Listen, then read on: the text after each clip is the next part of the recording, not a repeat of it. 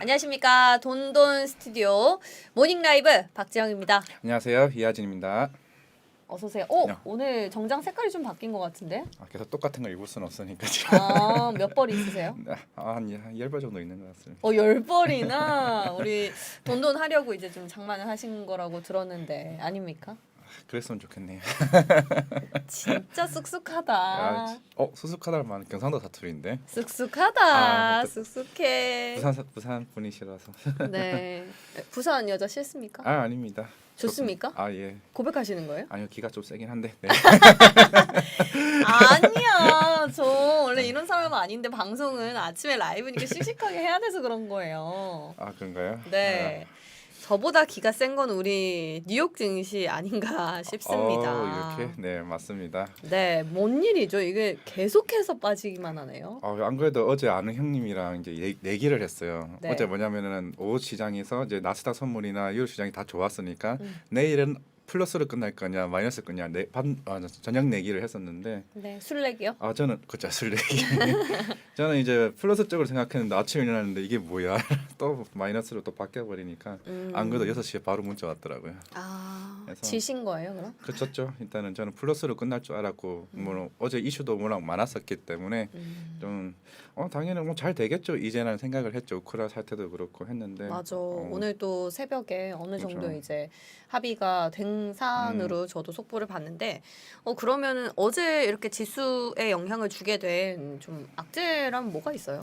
뭐 일단은 다우나 S&P 같은 경우는 어떻게 보면 소폭 하회를 했어요. 0.2%, 0.3% 빠졌는데 나스닥이 1.7% 정도 빠졌습니다. 아니 기술주의 약세가 계속되네요. 일단은 파월의 발언이 좀 어떻게 되면은 사실 어제도 청문회를 했었지만 오늘 어제 했고 이제 오늘 새벽에 했었던 거는 사실 뭐 상원 의원 간에 좀 구체적인 얘기를 했었는데 네.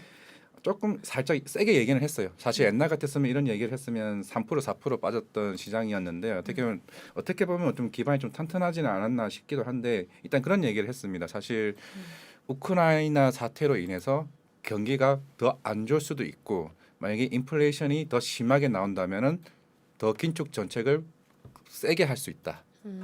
살짝 그런 얘기 언급을 하면서 이제 급격하게 빠졌다가 이제 네. 다시 올라오긴 그나마 올라온 게 1.7%로 빠진 상황인데 네. 어떻게 보면은 뭐 하루 사이에 또 살짝 이제 멘트가 살짝 스트레스를. 바뀌었어요. 왜냐면 아니 전날에는 25bp 그러니까요. 올린다고 해서 시장을 잠재우더니 오늘은 또 무슨 긴축을. 그러니까 분위기가 어떻게 보면 나오고 뭐 기사도 나왔을 거고 파월 의장이 그걸 봤을 거고 굉장히 완화적으로 가는 분위기네라고 했는데 자기도 이제 3월 이제 2주간의 블랙아웃 기간이기 때문에 약간 언지를 던져준 것 같아. 혹시나 바뀔 수 있는 뭐 그래도 25bp에 대한 금리 인상에 대한 부분은 크게 바뀌진 않을 것 같긴 하지만 네. 그래도 혹시나 모를 일을 대비해서 어느 정도 살짝 충격을 줬기 때문에 좀 나스닥이 좀 충격을 주지 않았나라고 싶습니다. 그러면은 이번 청문회에서 파월 의장의 발언은 사실 금리 인상은 그 전날에 25bp라고 단언을 한 상황이고 네. 금리 인상하고 나서 우리가 양적 긴축에 들어간다고도 기정사실화가 돼 있는 부분이지 않습니까? 네. 3월 달에.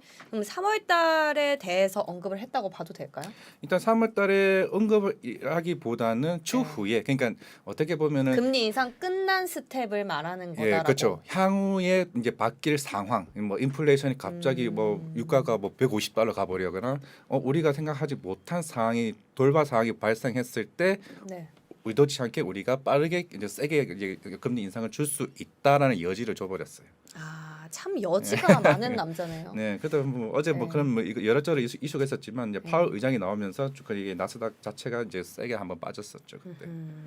자, 일단 주가에 지금 미친 영향은 파월 의장의 청문회 발언이 좀 컸다. 근데 사실상 지금 우리 과장님이 해석하시기로는 지금 시장에 미친 여파는 맞지만 네. 우리가 차후 그죠. 추후를 대비할 수 있는 어떤 쿠션이라고 보면은 그죠. 될 것 같다. 이렇게 정리를 해 보겠고요. 네. 근데 또 나스닥만 이렇게 빠지고 뭐 다우라든지 S&P는 나름 선방을 한 것 같아요. 뭐 약보합에서 마감이 됐으니까. 일단 어제 이제 중요하게 생각했던 게 우크라이나와 러시아 2차 회담이 있었습니다. 네. 어떻게 보면 큰 소득은 아니었을 수도 있어요. 왜냐하면은 제가 생각했던 이제 합의보다는 우리가 여기 있을 테니까 우리 치고 들어올 테니까 대신에 민간인들을 대피하는 시간을 주자. 그에 대한 휴전에 대한 합의를 한 부분이기 때문에 네.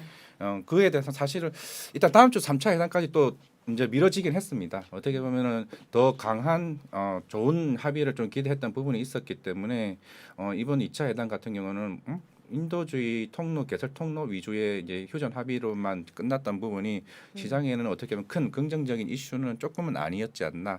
라고 좀 생각을 할 수 있기 때문에 또 다시 다음 주 3차 회담까지는 좀 시간이 걸려봐야 될 것 같고 이제 그런 또 이슈로 인해서 최근에 어제 조지아나 몰도바 같은 부분도 이런 침공을 보면서 우리도 EU 가입할래라고 해버렸기 때문에 조금 긴장 상태는 계속 유지될 수 있지 않나. 그럼 러시아가 여기서 어떻게 또 대응이 나올까라는 좀 생각도 하고 있습니다. 뭐 이런 악재가 겹치면서 이제 뉴욕 증시 3대 지수에 지수 자체 지수단에서 좀 여파가 있었다라고 해석을 해볼 수 있겠고 또 요즘 우리가 지수 말고 섹터라든지 유가 원자재 흐름을 지켜봐야 네. 하잖아요.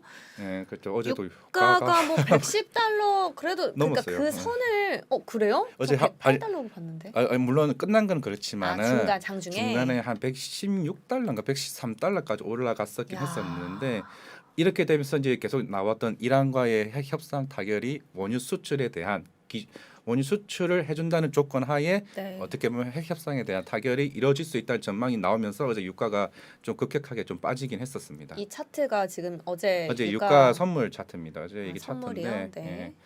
어제 좀 빠지긴 했었는데 사실 네. 일단은 사실 뭐 러시아 같은 경우가 산유국이 더 큰 나라이기 때문에 이란보다는 실제로 1월 달에 이제 석유에 대한 부분이 거의 한 4배 정도 차이가 납니다. 물론 이란에 대한 부분이 이제 타결이 된다고 해서 러시아만큼의 그거를 대체를 할 수는 없습니다. 없긴 하지만 그래도 시장상에서 어떻게 보면 좀 긍정적인 이슈로는 작용을 할 수는 있다라고 하고 있기 때문에 조금 좋게 봐야 되지 않나라고 생각은 하고 있습니다. 그러니까 예. 정리를 하면은 이란이 핵을 조금 협상에서 전 유가는 착각했네요. 그래서 이제 유가에는 조금 긍정적이다. 긍정적으로 네. 영향을 받았다. 네. 어허. 예, 그리고 어제 또 고용 지표가 또 조용히 항상 고용 지표가 좋게 나오고 있었고 좀 중요한 이슈긴 한데 네. 하도 이제 러시아나 우크라이나 사태나 이제 금리 인상 관련 부분이 나오기 때문에 좀 고용 지표가 조용히 좀 묻히는 경향이 있습니다. 일단 어제도 이제 실업급여 보험 청구 건수가 최저치로 나왔고 소폭 이제 하회를 했던 부분이 네. 이제는 이제 고용 쪽에 대해서는 어느 정도는 좀 완전 고용에 대한 부분이 계속 나오고 있는 상황인 것 같습니다. 그렇기 때문에 시장에서는 이거에 대해서 크게 이제 어떻게 보면은 문제가 되지 않는 상황이고 이제 인플레 쪽으로만 시장이 좀 집중하고 있지 않나라고 좀 생각은 하고 있습니다. 근데 사실 연준이 두 마리 토끼라고 하면은 물가라든지 그죠. 고용 이 두 가지잖아요. 네. 근데 제가 들어보니까 이 고용 지표 우리가 말하는 실업급여라든지 보험 그 청구 건수가 매주 카운트가 되는 네. 거라서 네. 사실 그죠. 뭐 FOMC 차원에서 뭐 이렇게 언급을 할 수 있는 지표는 아니다라고 그죠. 또 얘기를 하니까 그런 부분이 또 시장이 지금 워낙 이슈들이 큰 게 많기 때문에 조금 묻혀가는 흐름을 보였지 않나 싶습니다. 그럼 우리가 좀 뉴욕 증시 안에서 네. 좀 봐야 되는 또 종목들이 있더라고요. 인텔. 그래서 어제 어떻게 네. 보면은 나스닥이 파월 의장의 발언으로도 빠지기도 했지만 근데 애플은 또 상대적으로 선방했어요. 일단은 어떻게 보면은 이제 반도체 예. 관련 어떻게 보면은 애플 같은 경우에는 이제 완성 이제 핸드폰 쪽이다 보니까 네. 이제 반도체 관련 이슈로 해서 이제 어제 모건 스탠리가 인텔에 대해서 하향 리포트를 냈습니다. 어머 오늘 그럼 삼성이랑 SK 하이닉스 그대로 봤나요? 일단은 같이 영향을 받을지도 모르겠습니다만은 사실 기도를 해야겠네요. 이따가 제가 또 네. 삼성전자 관련 이슈에 대해서 한번 또 얘기를 하긴 하겠지만 먼저 네. 일단은 이제 인텔 쪽의 얘기가 하향 리포트가 나오면서 전체적인 반도체 관련 나스닥 종목들이 빠지기도 했습니다. 이유가 뭐예요? 물론 이제 키옥시아 최근에 이제 웨스턴 디지털이나 키옥시아 관련 이제 생산 중단 이슈가 이제 웨이퍼에 대한 오염 물질로 인해 가지고 네. 생산 중단하게 되면서 이제 인텔이나 이제 삼성전자나 하이닉스와 같은 반사 이익에 대한 부분이 얘기가 나왔었는데 키옥시아가 이런 오염 물질에 대한 부분을 해결했다는 얘기가 나오게 되면서 네. 그러면 인텔에 대한 부분들이 약간 조금 시장에 대해서 이제 이익 전망치를 다운시키는 그러니까 반사 수혜가 좀 줄어든다. 그렇죠. 그러면서 이제 아. 전체적인 반도체 부분이 좀 빠지지 않았나. 라고 이제 생각을 해볼 수가 있기 때문에 그런 이제 음. 업종에서 조금 빠졌는데 물론 오늘 어떻게 보면 나스닥 지수도 빠졌기 때문에 오늘 국내 증시도 조금 영향을 미치지 않을까 그렇게도 생각하고 있습니다. 네, 근데 뭐 오르는 것도 없는데 이제 더 빠질 것도 없는데 생각보다 우리나라 지수는 요 최근에 보면은 좀 맞아요. 굉장히 또 강한 디커플링이 나오고 있는 상황이기 때문에 우리가 뭐 나중에 시장 또 저희랑 동시효과 함께 네. 하시면서 네. 상황 같이 체크를 해 보도록 할게요.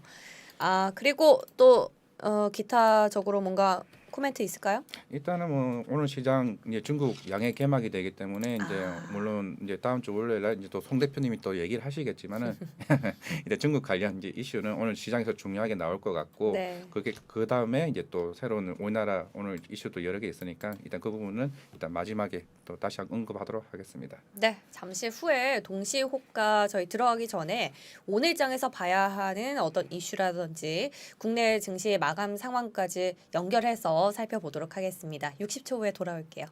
더 많은 영상을 보고 싶으면 이쪽, 구독을 원하시면 이쪽을 눌러주세요.